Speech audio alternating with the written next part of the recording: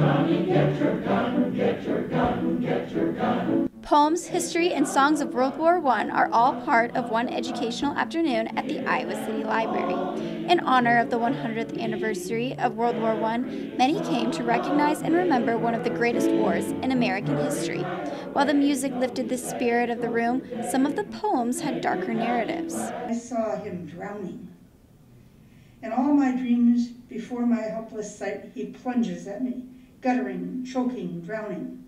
The poems were read by members of Reading Aloud, a group of senior citizens who read poetry around Iowa City. I also spoke with Ina Lohnenberg, a member of Reading Aloud, about how their poems contributed to this event. Poems from World War I are really strong and wonderful poems, but it struck me that they are so really dark.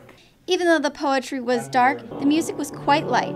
It was performed by Voice of Experience and Iowa City Singing Group, directed by Joyce Brocky.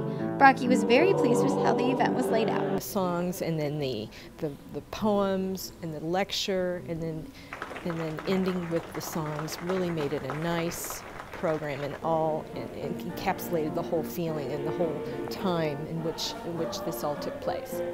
And to give everyone a dose of history, historian Lauren Horton was also at the event to give his speech on the effects of the war. If you have more than 40 million people killed as a direct result of the war, I consider that a catastrophe.